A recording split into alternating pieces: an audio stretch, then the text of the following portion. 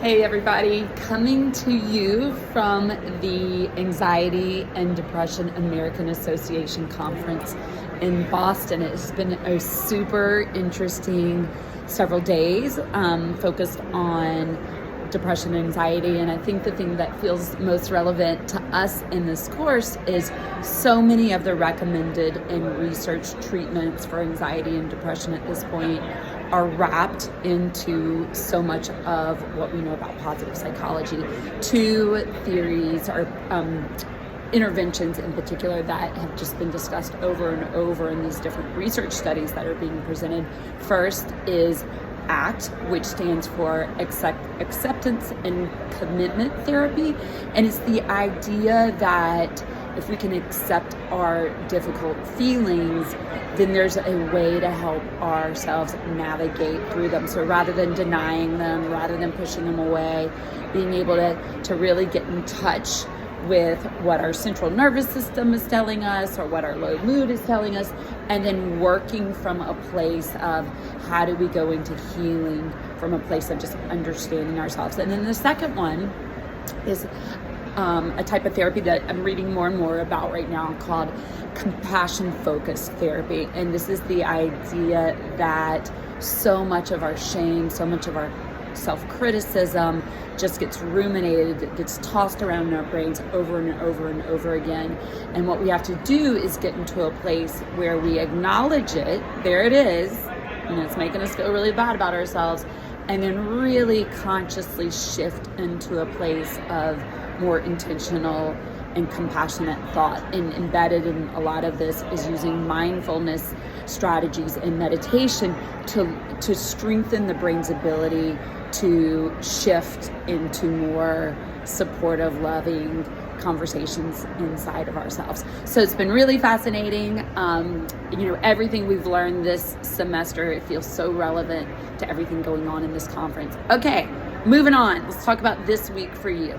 Tuesday, the presentation is done and turned in.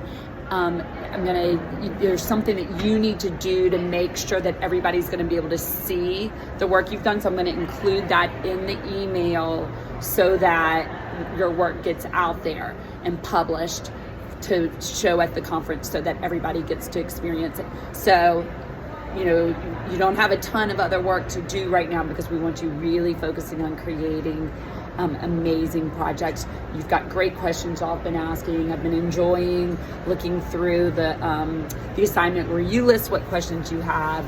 Seems like most people have turned that in, but we do still have some that need to get that work in this weekend.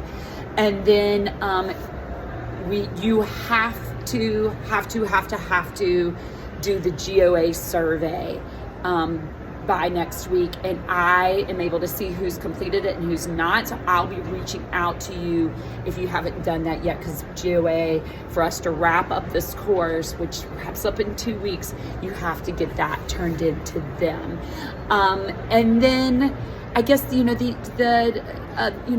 just to give you kind of an idea of how this all plays out, Tuesday you turn in your projects. Thursday, the Catalyst Expedition opens up, it goes live, at which point you're going to be checking out each other's projects and giving feedback on those. And then the following Monday, so a week from Monday, we have our last wrap-up week of class. And this is where you're going to look at your own character strengths and identify them as a nice way to wrap up the course. And then we're going to go back and take a look at some earlier things we did and get your wrap-up take on it now that you are a positive psychology expert. All right, my question to you is, when you think about applying self-compassion to yourself, what is one critical thing that you say to yourself that you believe self-compassion might help you to lower the intensity of that negative criticism, that negative talk, because we know often so much shame comes as a result of that. All right, look forward to not only hearing from you in TWIS, but seeing your projects as they're getting submitted in on Tuesday. There's a lot to be proud of here.